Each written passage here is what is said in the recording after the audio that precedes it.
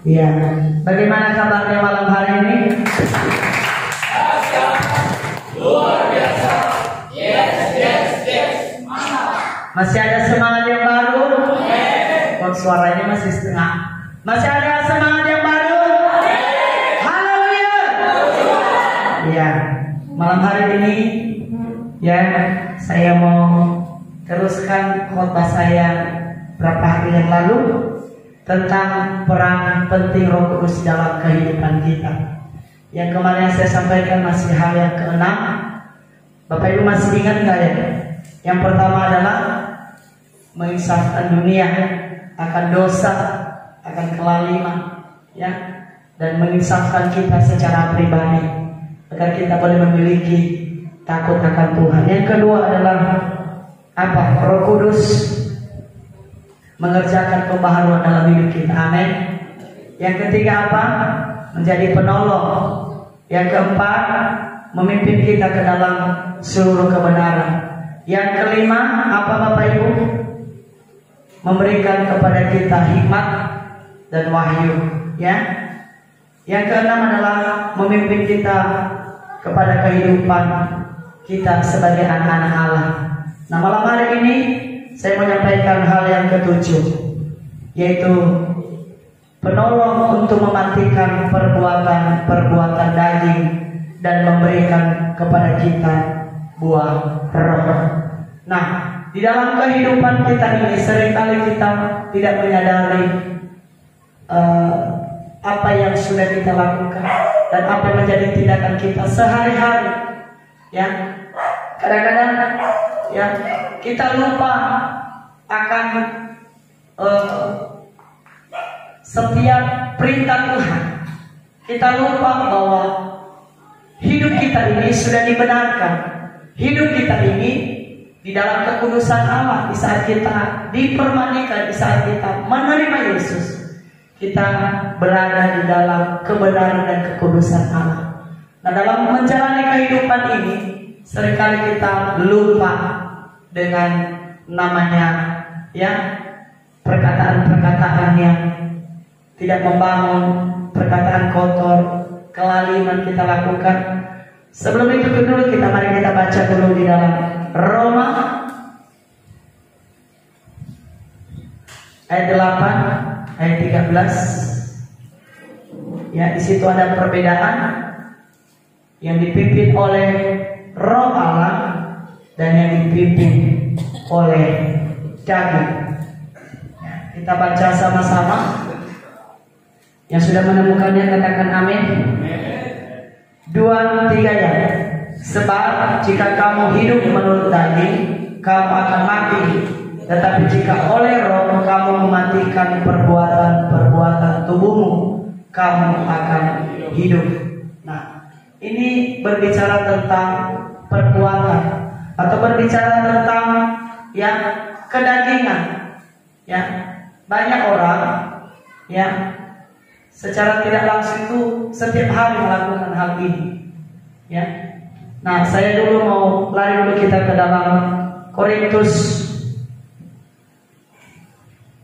Coba dulu Korintus 1 Korintus 6 ayat 9. 1 Korintus 6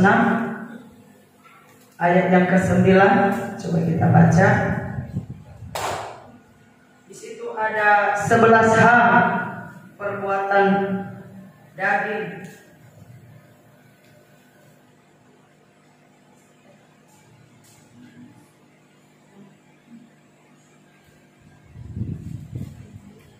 Satu Korintus 3 6 ayat 9 dan 10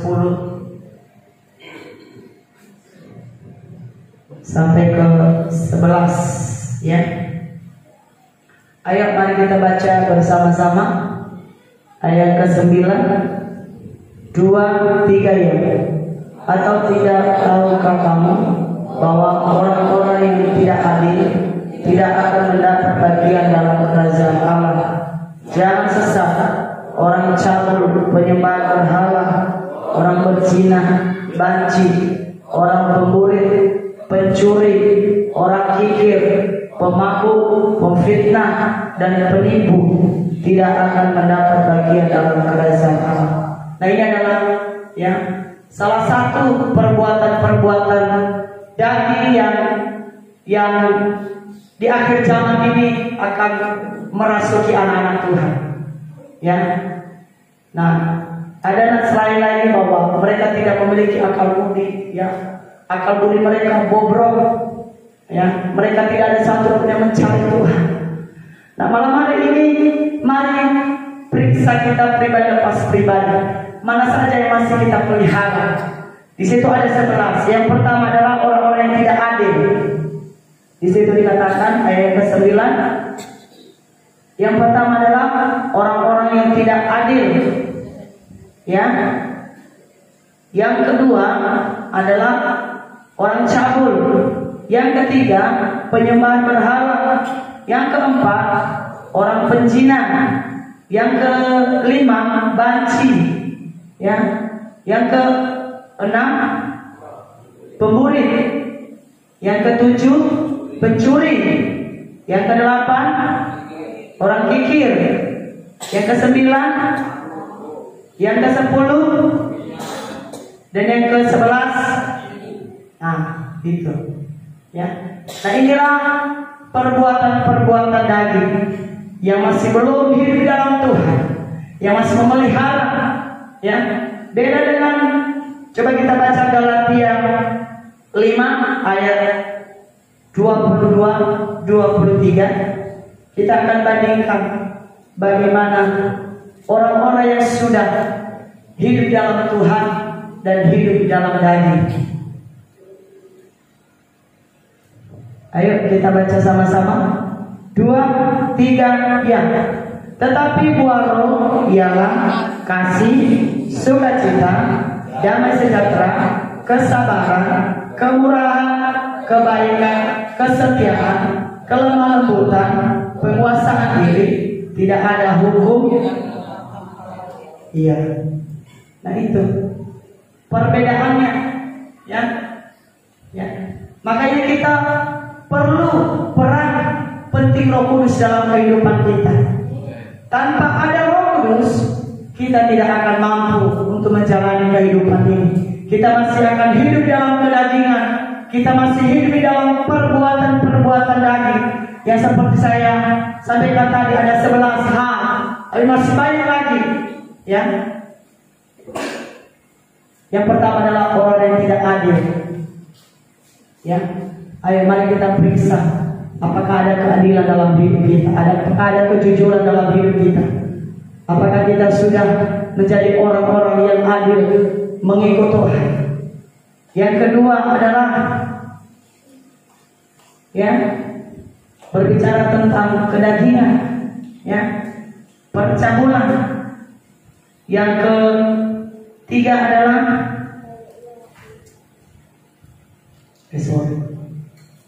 Yang ketiga adalah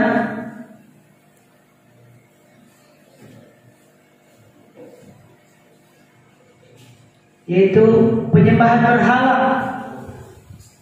Ya, seringkali kita penyembahan berhala ini tidak harus kita menyembah kepada pohon, yang atau pawas sesajen, enggak. Kadang-kadang waktu kita juga bisa kita berhalakan. Karena kenapa? Dalam satu hari Tuhan kasih kita 12 jam. Kalau kita satu hari satu malam kan 24 jam. Tapi di situ kan ada kita tidur, ada kita istirahat, ada kita bekerja. Nah, coba ya, berapa menit kita kasih waktu untuk Tuhan satu hari? Sementara kita nyanyi tadi, yang terutama di dalam hidup ini memuliakan nama Yesus. Betul nggak? Nah, berapa menitkah yang kau berikan untuk Tuhan? Adakah 1 menit, 2 menit, setengah jam? Ya, berapa? Nah, ini juga ya, karena firman Tuhan berkata segala sesuatu yang kita lebih dari mengutamakan sesuatu hal dibanding dengan Tuhan, itu sudah jadi berhala.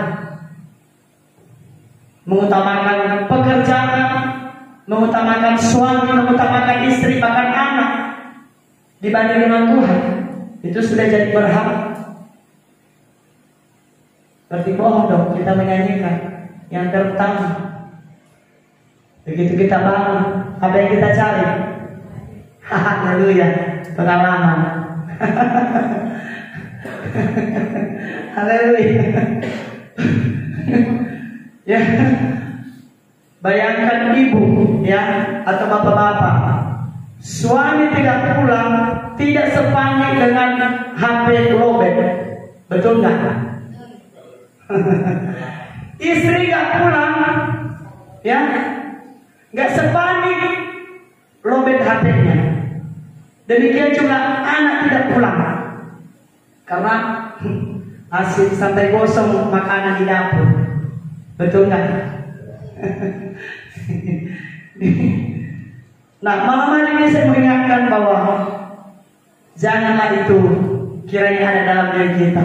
Utamakan Tuhan dalam aspek kehidupan kita. Amin. Cari wajah Tuhan selagi masih Dia berkenan. Amin. Selanjutnya, waktu Dia berdiam diri dalam kehidupan kita, kita mulai, ya, menghasilkan atau menuai buahnya di dalam kehidupan kita, yaitu kasih, sukacita, damai sejahtera, kesabaran, kemurahan, kebaikan, kesetiaan, kelemah lembutan, penguasaan diri. Nah, ini bukanlah hal atau hasil pekerjaan daging, tapi ini adalah hasil pekerjaan Roh Kudus di dalam kehidupan kita. Amin. Selanjutnya yaitu yang ke-8, ya, menjadi meterai dan jaminan bagi orang yang percaya. Ya, coba dulu kita baca Efesus 1 ayat 13 sampai 14. Ya, peran penting Roh Kudus dalam kehidupan kita menjadi meterai dan jaminan bagi orang percaya. Sudah dapat semua? Mari kita sama-sama baca 2, 3 ya. Di dalam Dia kamu juga, karena kamu telah mendengar firman kebenaran, yaitu Injil keselamatan. Di dalam Dia kamu juga, ketika kamu percaya, dimeteraikan dengan Roh Kudus yang dijanjikannya itu, dan Roh Kudus itu adalah jaminan bagian kita sampai kita memperoleh seluruhnya, yaitu penebusan yang menjadikan kita milik Allah untuk memuji kemuliaannya. Katakan amin. Ya, yaitu yang kedua adalah janji meterai. Amin. Ya, kalau Tuhan sudah memeteraikan kita, tidak ada satupun yang dapat merebut kita dari tangan iblis. Amin. Dari tangan Tuhan maksudnya. Ya, kalau Tuhan sudah memeteraikan kita, tidak ada satupun yang dapat merebut kita dari tangan Tuhan. Amin. Nah, yang kedua, yang ketiga adalah setelah kita sudah dimeteraikan oleh Roh Kudus dan kita menerima yang namanya janji. Janji apa? Yaitu Roh Kudus sebagai jaminan. Ya. Nah, saya dulu mau tanya kepada Bapak Ibu, kalau kita membeli suatu barang, kalau itu berharga, kalau tidak ada garansi, mau nggak beli? Mau nggak beli kita? Contohnya beli mungkin HP, ya, HP sekarang kan ada harga 12 juta, harga 18 juta, apa, iPhone ya. Nah, di saat kita datang ke toko, apa yang kita tanya duluan? Garansinya berapa tahun? Kalau setahun enggak, karena enggak sebanding dengan harga, betul enggak? Ya, yang kita cari garansi yang resmi, jangan garansi toko. Berarti kalau dia garansi toko, berarti itu bisa dibilang bisa kawin. Tapi kalau dia garansi resmi, berarti itu asli. Nah, kenapa kita menanyakan itu duluan? Berapa tahun garansinya? Karena kita perlu jaminan bahwa HP ini akan, ya istilahnya keadaannya ke depan berapa tahun ini akan bagus. Nah, lebih dari itu, ya, Roh Kudus ya menjanjikan kepada kita untuk memberikan jaminan di saat kita menerima Yesus, di saat kita menerima kebenaran, dan di saat kita sudah hidup dipimpin oleh Roh Kudus, maka ada jaminan. Jaminan apa? Keselamatan. Jaminan apa? Kesehatan. Jaminan apa? Pekerjaan. Jaminan apa? Anak-anak kita akan berhasil menjadi orang yang perkasa di bumi. Jaminannya apa? Ya, banyak. Rumah tangga kita, ya, usaha kita, apalagi jaminannya? Ya, masa depan. Apalagi jaminan Roh Kudus? Hah? Masuk surga. Berikan untuk tangan Bapak di bawah. Karena itu yang utama, jaminan keselamatan. Ya, karena itu dunia tidak bisa memberikan itu garansi itu. Amin. Kalau pekerjaan dunia bisa kasih, betul? Ya, usaha, ya, atau apapun dunia bisa kasih. Tetapi jaminan keselamatan hanya ada di dalam Yesus. Amin. Selanjutnya yang ke-9,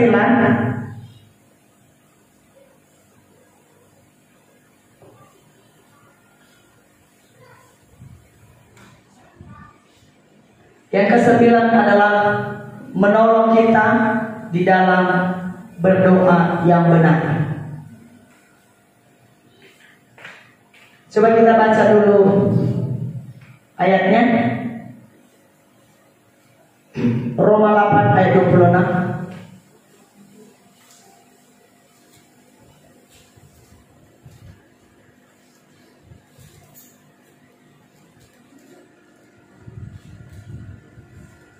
Sudah dapat semua? Amin. 2, 3 ya.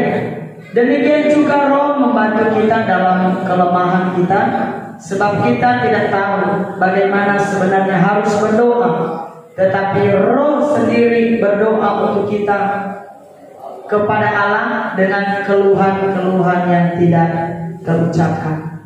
Nah, inilah peran penting Roh Kudus di dalam kehidupan kita, menolong kita agar kita bisa berdoa. Ya, berarti yang belum bisa berdoa belum ada Roh Kudus. Ini firman Allah. Hanya malam hari ini belajar untuk berdoa. Amin. Jangan takut untuk datang beribadah, nanti disuruh doa syafaat. Ya, minta pimpinan Roh Kudus agar kita diberikan kemampuan, ya, untuk bisa berdoa. Ya, makanya saya hebat juga anak-anak Tuhan,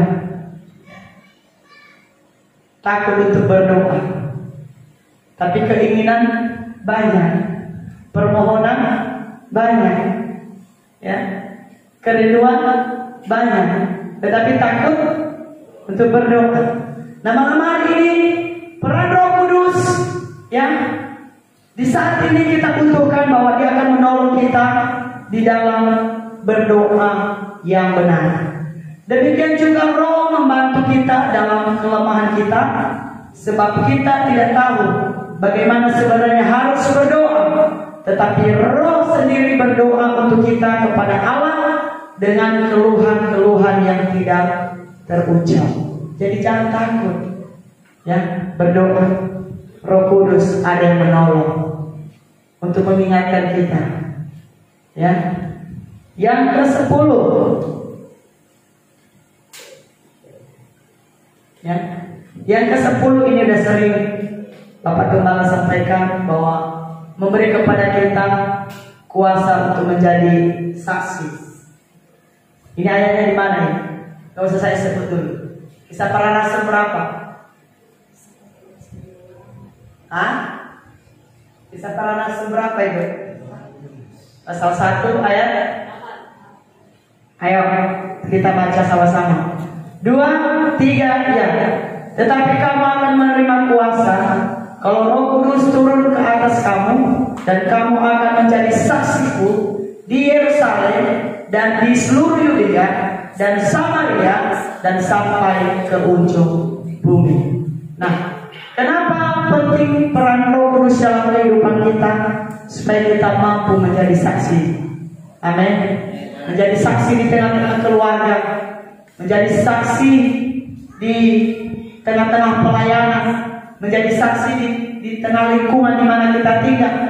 Bukan sebaliknya kita menjadi batu sandungan.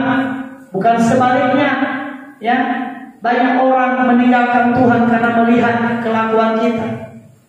Ya, banyak orang iman mereka mundur karena melihat perbuatan kita yang tidak menjadi berkat.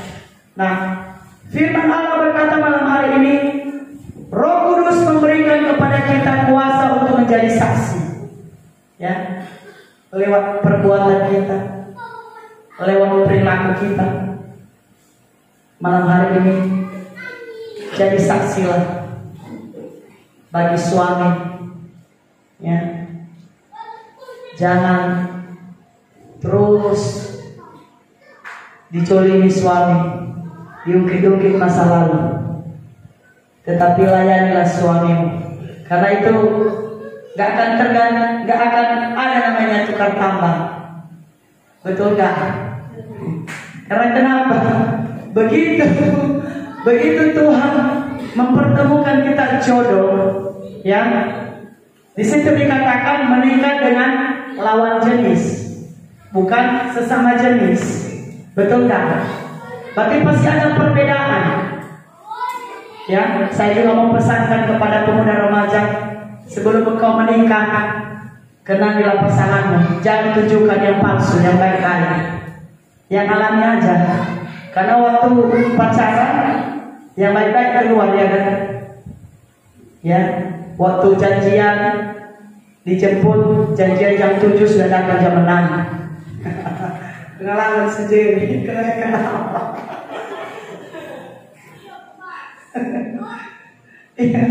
Iya kan?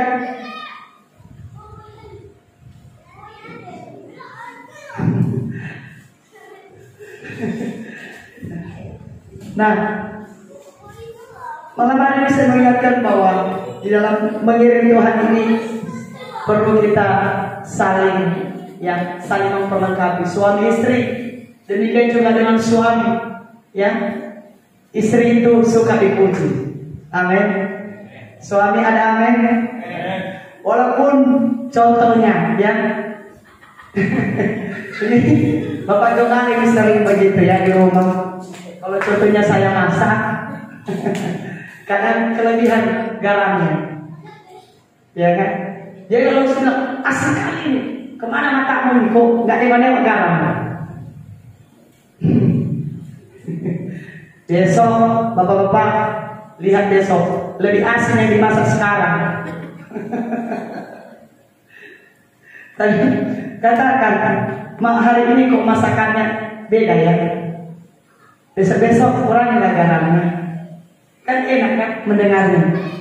Betul nggak? Iya kan? Pujilah istrimu. Kalau dia ngasih secangkir teh, waduh, hari ini mama kecantikan. Siapa yang pernah memuji istri di sini? Angkat tangan Pak Gres. Ya, oke. Ya, jadi itulah peran Roh Kudus ini dalam hidup kita, saling mengingatkan, saling memperlengkapi. Amin. Amin. Haleluya. Ya, untuk menjadi saksi. Kita saya berbicara mengenai saksi ya. Ya, yang pertama adalah Yerusalem berbicara tentang keluarga, suami istri, anak-anak. Ya.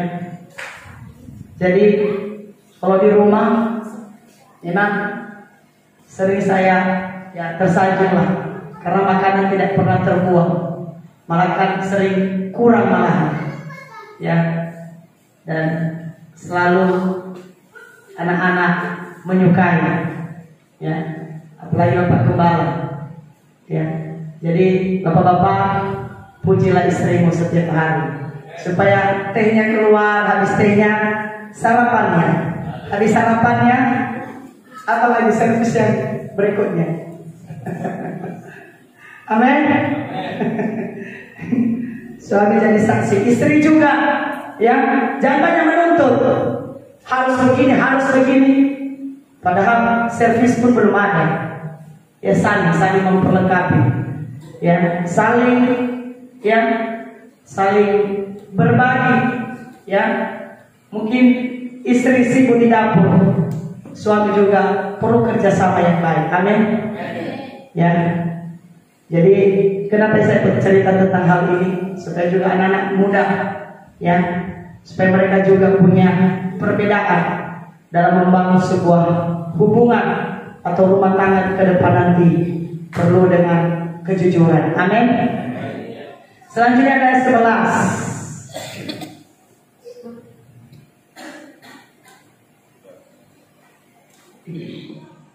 Sepuluh ya, sorry 10. 10 tadi.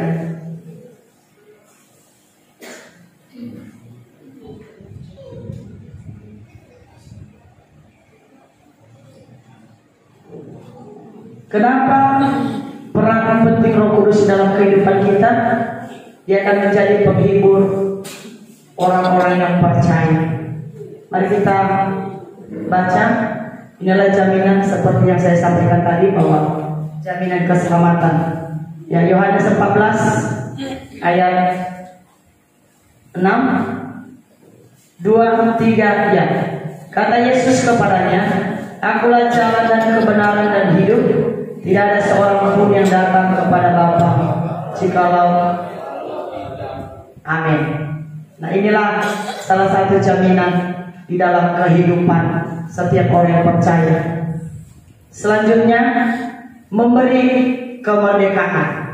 Ya, coba kita baca dulu 2 Korintus 3 ayat 17.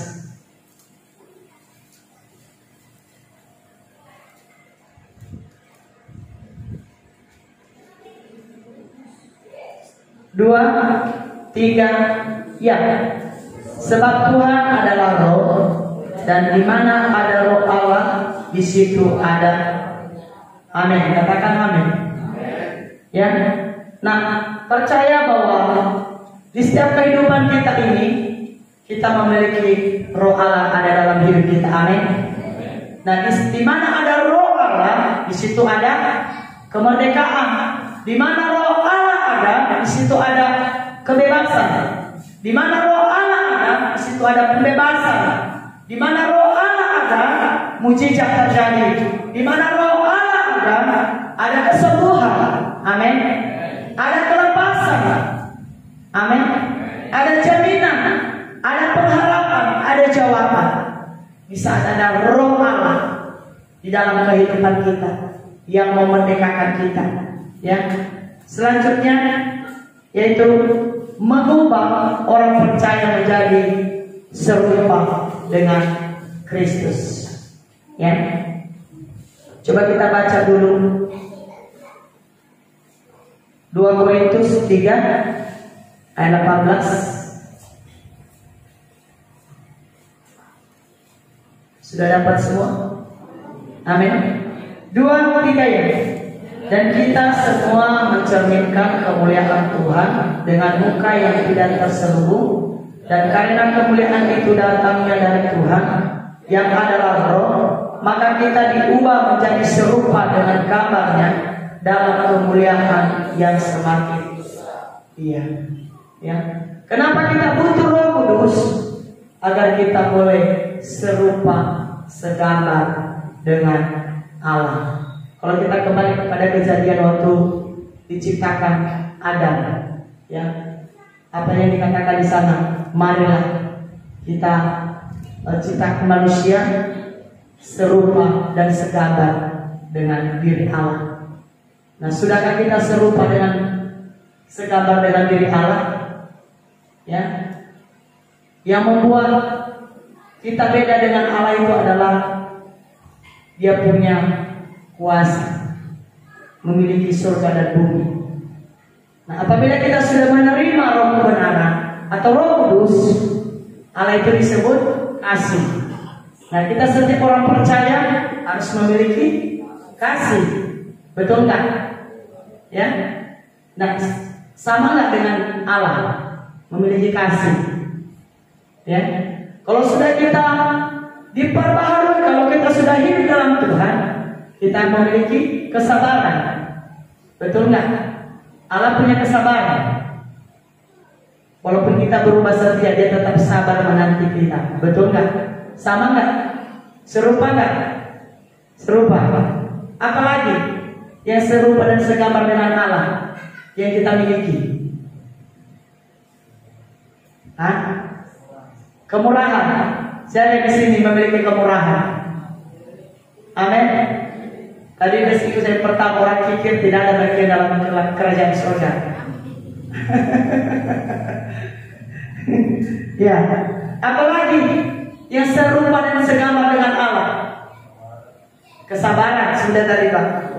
Apalagi? Anak muda. Suci. Oh, kita belum sempurna, belum. Tapi kita menuju kepada kesempurnaan. Kalau dikatakan suci belum, karena kita tidak ada seperti Allah yang kudus saja Tuhan. Ada firman Tuhan berkata, kuduslah kamu sebab aku kudus. Berarti kita belum kudus. Makanya firman Tuhan katakan itu. Apalagi yang serupa segambar dengan Allah yang bisa kita lakukan? Ayo dong bantu. Kelemah lembutan. Sudahkah ada kelemah lembutan? Amin. Saya juga secara pribadi belajar untuk lemah lembut. Amin. Karena seringkali lebih menonjol emosinya dibanding dengan kelemah lembutannya. Betul nggak? Ya, jangan munafik. Saya juga akui bahwa saya belum masuk kepada kelemah lembutan. Betul. Apalagi yang serupa segambar dengan Allah?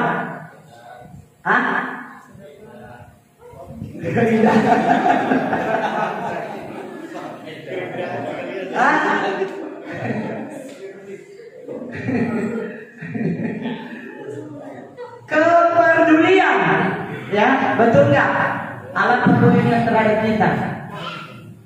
Mampu kita peduli terhadap orang lain? Bisa? Serupa segambar dengan Allah? Apalagi banyak ini, ada 10 itu yang saya catat. Coba dulu. Nanti dapat permen. Mengampuni. Betul.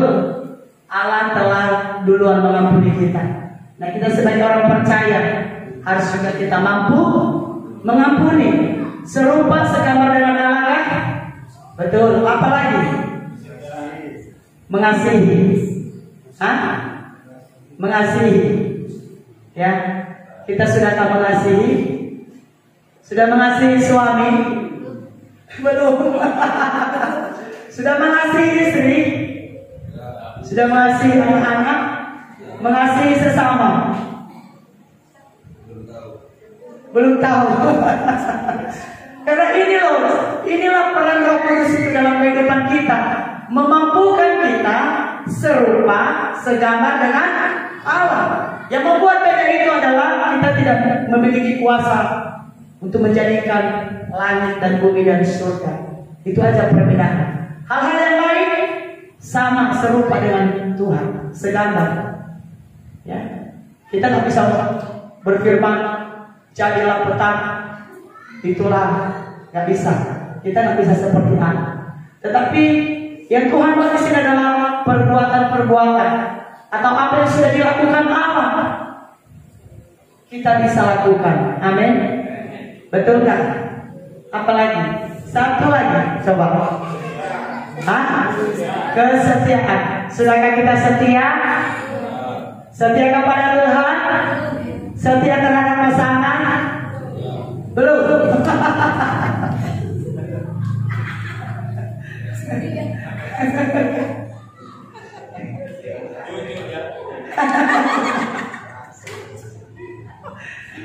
Ayo malam hari ini.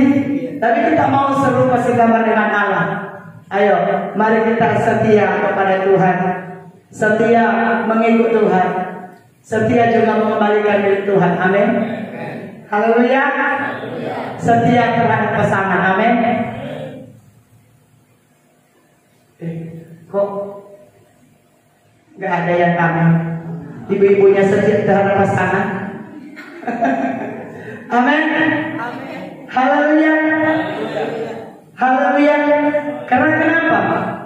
Ya, kalau kita sudah melakukan serupa segambar dengan Allah, maka janji Tuhan di dalam Kisah Para Rasul 2 ayat 16-17, ya, sama juga dikatakan adalah penggenapan yang dikatakan oleh Nabi Yoel bahwa Tuhan akan mencurahkan Roh. Ya, coba kita baca penggenapan Roh Kudus atau janji Allah. Kisah Para Rasul 2 ayat 16-17.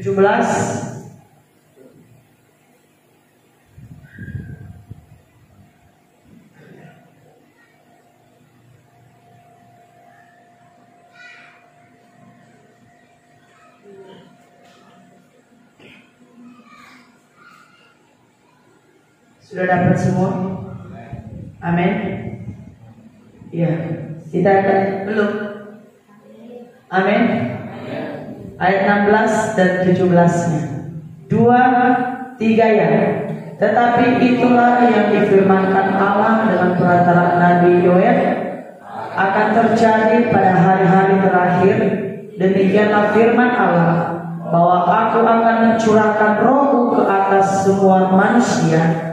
Maka anakmu dan perempuan akan bernubuat, dan teruna-terunamu akan mendapat penglihatan-penglihatan, dan orang-orang yang tua akan mendapat mimpi. Nah, inilah janji Tuhan kalau kita sudah hidup segambar serupa dengan Allah. Ya, kalau kita memelihara, yaitu tadi yang kita baca pertama dalam 1 Korintus 6, ya, jangan berharap kita akan mendapatkan namanya Roh Kudus. Tapi kalau kita sudah keluar dari zona itu, kita dipimpin oleh Roh dan hidup dalam kebenaran, maka di dalam Kisah Para Rasul 2 ayat 16 ini kita akan terima. Amin. Amin. Haleluya. Puji Tuhan, itu saja kebenaran firman Allah pada malam hari ini.